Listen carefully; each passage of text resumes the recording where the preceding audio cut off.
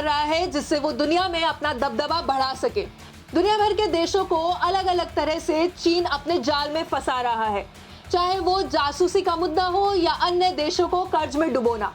हाल ही में चीन ने फिर से एक ऐसा ऐलान किया है जिससे उसका प्रभाव बढ़ेगा। दरअसल चीन ने ऐलान किया है कि वो बांग्लादेश की ब्रिक्स की सदस्यता का खुलकर समर्थन करता है।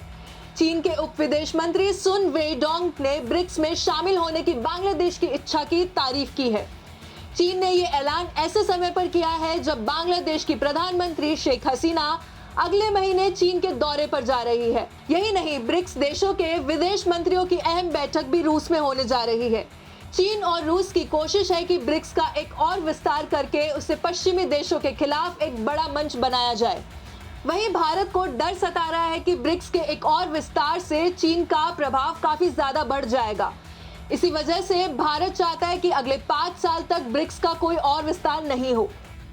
चीन के उप विदेश मंत्री और बांग्लादेश के विदेश सचिव मसूद बिन मोमेन के बीच एक बैठक हुई थी। इस बैठक में चीन और बांग्लादेश के बीच में द्विपक्षीय संबंधों को मजबूत करने, आर्थिक रिश्ते और व्यापार को बढ़ाने की संभावना पर बात की गई थी। चीन ने इस दौरान बांग्लादेश को आश्वासन दिया कि वो बांग्लादेश को ब्रिक्स में शामिल होने का सक्रिय होकर सपोर्ट करेगा।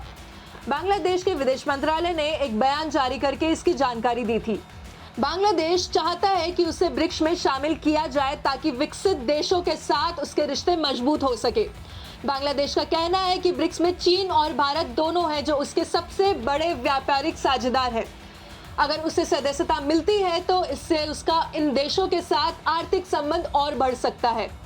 गौर करने वाली बात तो ये है कि रूस और चीन दोनों ही चाहते हैं कि ब्रिक्स का विस्तार हो और इसमें तुर्की, बांग्लादेश जैसे देशों को शामिल किया जाए, क्योंकि इसके पीछे दोनों की कोशिश है कि ब्रिक्स को पश्चिमी देशों के खिलाफ एक बड़े मंच के रूप में विकसित किया जाए, वो भी तब जब यूक्रेन और ताइवान को लेकर पश्चिमी देशों के साथ इनका तनाव बढ़ा हुआ है। वहीं भारत का कहना है कि अब अगले 5 साल तक ब्रिक्स का विस्तार नहीं किया जाए ताकि जो नए देश इसमें शामिल किए गए हैं उन्हें खुद को नियंत्रित करने का समय मिल सके। भारत को डर सता रहा है कि अब रूस चीन का अच्छा पार्टनर बन गया है और ऐसे में चीन और नए सदस्यों को शामिल कराकर ब्रिक्स पर अपना दबदबा कायम कर सकता है। अब सबकी नजर ब्राजील पर है जो विस्तार के फैसले पर निर्णायक हो सकता है। खैर, अब देखना तो ये होगा कि चीन और रूस की ये कोशिश कामयाब होती है या ब्राजील भारत की चिंता को देखते हुए इस फैसले को बदल देता है। आपकी इस खबर पर क्या राय है, कमेंट करके जरूर बताएं।